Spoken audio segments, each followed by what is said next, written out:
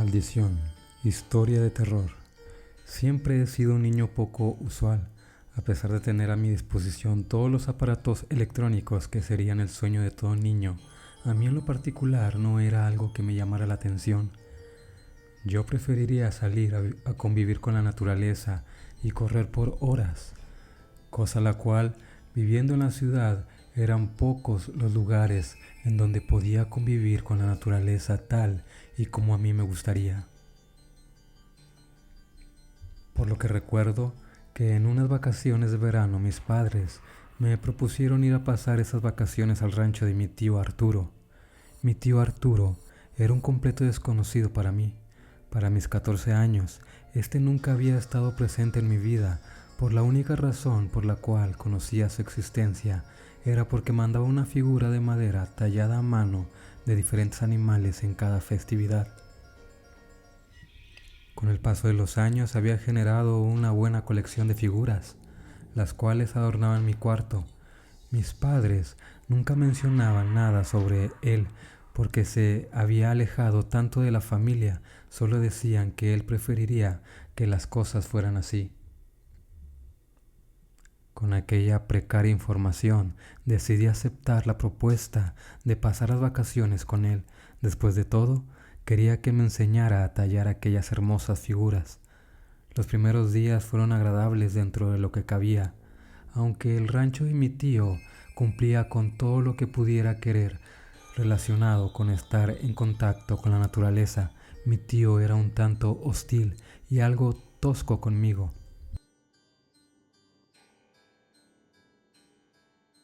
Se notaba que no tenía mucha comunicación con las personas, salvo cuando compraba alimento para sus animales o para sí mismo, por lo que nuestras conversaciones solían ser bastante cortantes.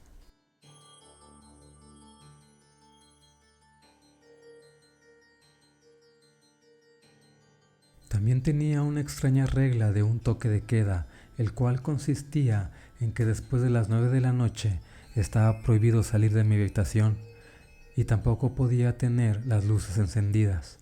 Aquello era un fastidio para mí, pero jamás fui alguien que cuestionara la autoridad de los adultos, por lo que siempre acepté aquella orden. Sin embargo, una noche desperté a las 3:33 am, tenía mucha sed, por lo que al ser tarde pensé que mi tío ya estaría dormido y no notaría si salía de mi habitación para tomar un poco de agua. Salí de mi habitación directo a la cocina. Nada parecía estar fuera de su lugar, por lo que solo tomé el agua que quería. Sin embargo, mientras la tomaba, miré por la ventana de la cocina, la cual daba justo al corral de las vacas. Fue cuando mis ojos se cruzaron con el ser de pesadillas más espantosa que jamás haya visto. La oscuridad no me permitía verlo a detalle, sin embargo, aún recuerdo a la perfección lo poco que vi. Se trataba de una criatura parada en dos patas, mirando directamente en mi dirección. Al principio pensé que podría tratarse de un perro, pero aquello era imposible, ya que era demasiado grande como para tratarse de uno, sin mencionar que la poca luz que le daba dejaba ver que estaba lampiño, y además no se le veían orejas por ningún lado. Dejé caer el vaso de vidrio de mis manos a la par que solté un fuerte grito, el cual alertó a mi tío.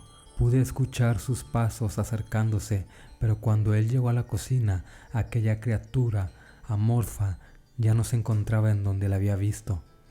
Con la voz temblorosa y casi al borde del llanto intenté explicarle a mi tío lo que había visto. Sin embargo, nada de lo que pude decir parecía ser entendible para él. Lo único que se me pudo entender fue que señalé hacia la ventana y dije que estaba afuera.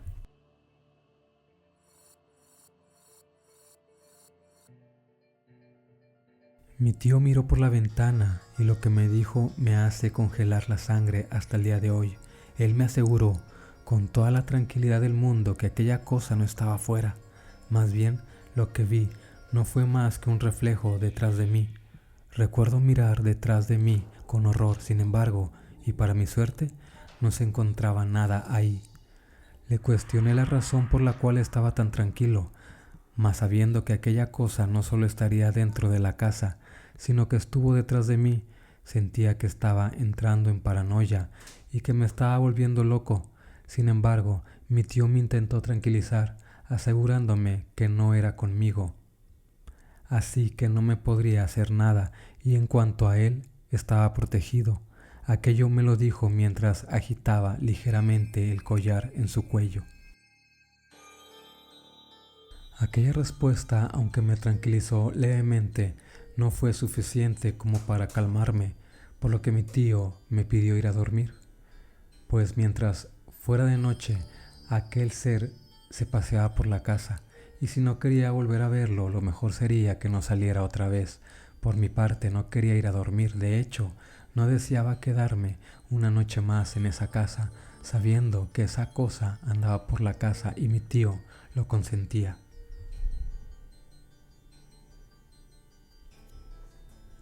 Mi tío se limitó a decirme que se iba a dormir. Me prometía contarme todo con calma al día siguiente, al mismo tiempo que se quitó una de sus pulseras y me la dio, prometiendo que aunque esta cosa quisiera acercarse, no podría por la pulsera. No creí mucho en esto, pero sabía que no recibiría nada más en ese momento, así que decidí tomarle la palabra e ir a dormir. No dormí mucho esa noche, despertaba cada vez que escuchaba un ruido. Me levanté temprano, con los primeros rayos del sol, y cuando llegué a la cocina mi tío ya estaba ahí. Me senté a la mesa con él y devolví su pulsera. Fue ahí cuando comenzó su relato recordando su infancia, cuando tenía solo 9 años. Me contó que aunque su familia no era rica, siempre se las arreglaban para hacer un viaje durante las vacaciones de verano. Ese año en particular, visitaron un pintoresco pueblo del cual no quiso darme muchos detalles o siquiera el nombre, aunque las vacaciones habían sido divertidas en general. Hubo un día en particular que marcó su vida para siempre. En aquel día su padre lo despertó temprano en la mañana para llevarlo de caza. Su padre era un hombre de ideas tradicionales y creía que la caza era un deporte que todo hombre debía practicar. Rechazar la invitación de su padre era impensable, por lo que terminó aceptando, aunque la idea no le entusiasmara tanto.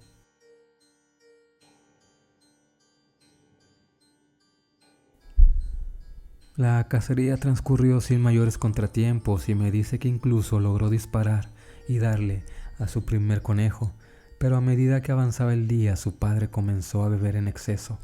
En el camino de regreso se encontraron con un anciano extremadamente delgado que caminaba con dificultad, apoyándose en un bastón hecho de carrizo, vestía ropa de manta y lo más impactante de todo era que uno de sus ojos estaba vacío, como si le hubieran arrancado la pupila.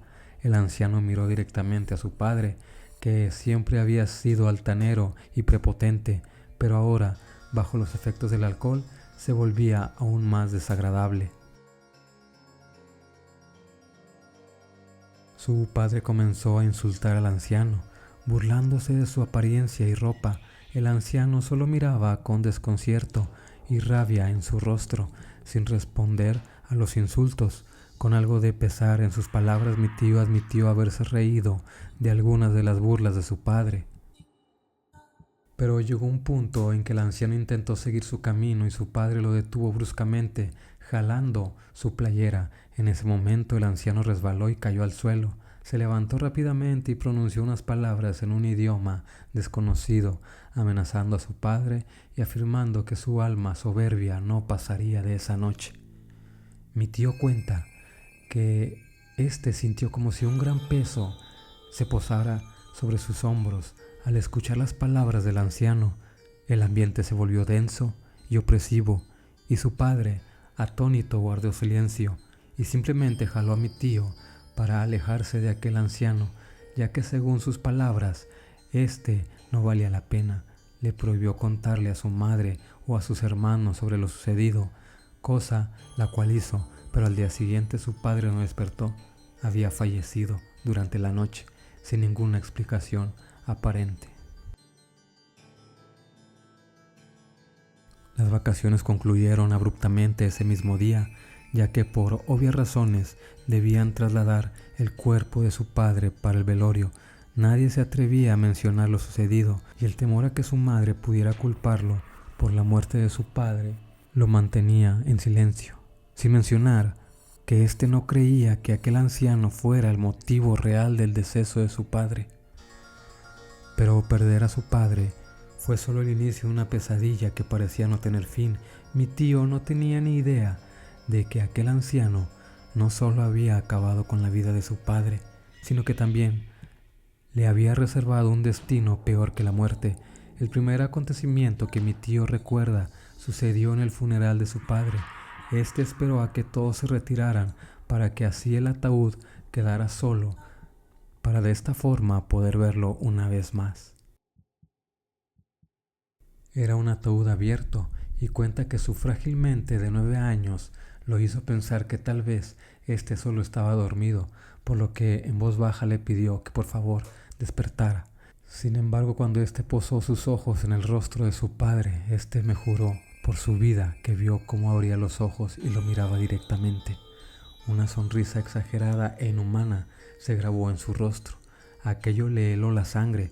Este gritó llamando la atención de todos, pero lo único que consiguió fue ser reprendido por no respetar a los muertos. Aquel evento lo dejó traumatizado, y a partir de entonces, para poder dormir, este construía un fuerte con sus cobijas, donde metía todas las imágenes de santos y figuras religiosas que encontraba en su casa, ya que aquella era la única forma en que lograba conciliar el sueño, aunque fuera por una hora, ya que a menudo escuchaba golpes en su ventana y una voz que, aunque se parecía a la de su padre, él sabía que no podía ser él. Él dice que aquella voz le suplicaba que lo dejara entrar, pero él estaba convencido de que no era su padre quien le hablaba. Sin embargo, todas esas experiencias palidecían en comparación con lo que éste solía llamar el perro sin orejas. Me cuenta que una noche despertó muy agitado. Desde la muerte de su padre, las pesadillas se habían vuelto una constante en su vida, aunque muchas veces no recordaba exactamente qué soñaba, solo sabía que despertaba al borde de las lágrimas. Esa noche en particular se levantó de la cama con urgencia para ir al baño. Me dice que intentó con todas sus fuerzas contenerse, pero finalmente este no pudo más, por lo que riéndose corrió hacia el baño. Al regresar me dijo que debía cruzar un largo pasillo que conducía a la sala, y ahí, de reojo, alcanzó a ver una silueta gigantesca. Instintivamente volvió la cabeza para encontrarse cara a cara con un perro enorme, o al menos su anatomía era mayormente canina. Sin embargo, estaba de pie sobre sus patas traseras, erguido, sin un solo rastro de pelo. Su piel era tan blanca que se podía ver las venas recorriendo todo su cuerpo. Era tan flaco que sus huesos se asomaban como si solo fuera piel y hueso, pero lo más espeluznante de todo era que carecía de orejas, tanto las caninas como las humanas. El miedo se apoderó de él, y antes de que aquel horrendo perro soltara un grito aterrador, mi tío corrió a toda velocidad hacia su habitación. Este se encerró y se metió en su fuerte de cobijas y comenzó a rezar. Durante toda la noche mi tío pudo escuchar cómo aquel ser animal arañaba la puerta, tratando de entrar.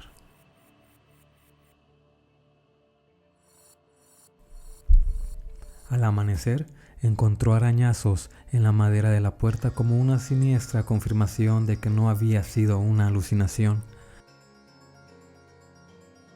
A partir de aquel día, el perro infernal comenzó a acecharlo y a atormentarlo sin descanso.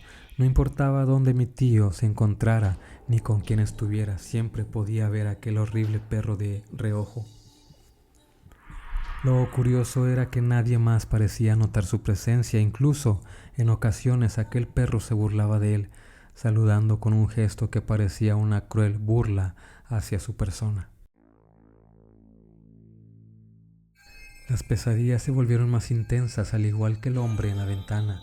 Ya no solo golpeaba el vidrio, sino que parecía azotarse violentamente contra el vidrio, exigiendo que mi tío lo dejara entrar.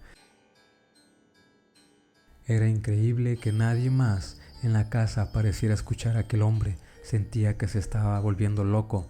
La desesperación y la falta de sueño me agotaban. Una noche, en medio de la madrugada, los golpes en su ventana comenzaron como cada noche.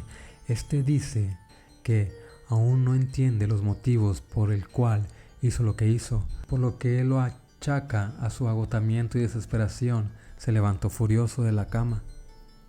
Sin embargo, sin pensar en las consecuencias, abrió la ventana y exigió que lo dejaran en paz. Un silencio sepulcral invadió el ambiente por unos segundos. El hombre ya no estaba ahí, pero la calma se desvaneció rápidamente cuando una ráfaga de viento entró por la ventana, acompañada de un grito gutural de ultratumba. En un instante, se encontró en el suelo, sostenido por un hombre que en muchos aspectos era idéntico a su difunto padre, excepto por sus ojos. Uno de ellos estaba vacío, como si una parte de su alma hubiera sido arrebatada. Aquella entidad sujetaba del cuello mientras se reía de forma espeluznante, hasta que finalmente perdió el conocimiento. Despertó al día siguiente en el suelo de su habitación, cubierto por una sustancia negruzca y pegajosa. A partir de ese día perdió por completo el apetito. Lo único que podía hacer sin sentirse mal era recostarse, ya que sentía como su cuerpo estaba tan débil que incluso respirar se volvía agotador para él. Recuerda cómo su madre, la cual se encontraba sumamente angustiada, lo llevó a múltiples especialistas, pero ninguno pudo encontrar una explicación para su deterioro. Fue entonces cuando una mujer en la calle los miró horrorizada. Mi tío dice que si me era sincero, no recuerda mucho de esa mujer, pues para ese momento sus recuerdos eran bastante difusos, pero esta parecía ser conocedora de la santería y la magia blanca, por lo que decidió ayudarle. Sin embargo, luego de muchos días de esfuerzo y limpias, la mujer descubrió que la maldición impuesta por aquel hombre era tan poderosa que no podía ser retirada, por lo que todo lo que pudo hacer por él fue fabricar un collar, al igual que algunas pulseras elaboradas de obsidiana y jade. Le advirtió que bajo ninguna circunstancia debía quitárselo, pues de lo contrario la enfermedad lo consumiría nuevamente y tal vez no correría con la misma suerte de soportarlo. Mi tío me dijo que durante los siguientes años aquella mujer intentó ayudarlo a deshacerse por completo de aquella maldición, pero a pesar de todo, todavía era capaz de ver al perro en ocasiones y escuchar al hombre golpear su ventana. Aún así, ha aprendido a vivir con ello, aceptando que su vida estará marcada por estas sombras sobrenaturales. La mujer lo ayudó hasta donde pudo, sin embargo, había fallecido algunos años atrás y después de su deceso, había desistido de deshacerse de todo aquello. A pesar de no haber logrado liberarlo por completo de la maldición, le brindó un mínimo de alivio y la esperanza en su vida.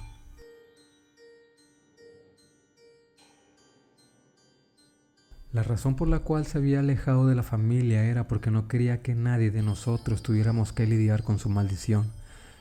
Aún continúa, luchando contra los horrores que lo acechan y resistiendo la oscuridad que busca consumirlo. A través de los años, ha aprendido a enfrentar e ignorar estas presencias malignas. Sabe que mientras tenga su collar de obsidiana y las protecciones que le brinda aquellas presencias, no podrán tocarlo. Después de que mi tío terminó su historia, me dio la opción de volver a casa si así lo deseaba. Sin embargo, decidí no hacerlo y desde aquella vez decidí que no iba a dejarlo solo, por lo que aún suelo visitarlo de vez en cuando. Autor: Aurora Escalante.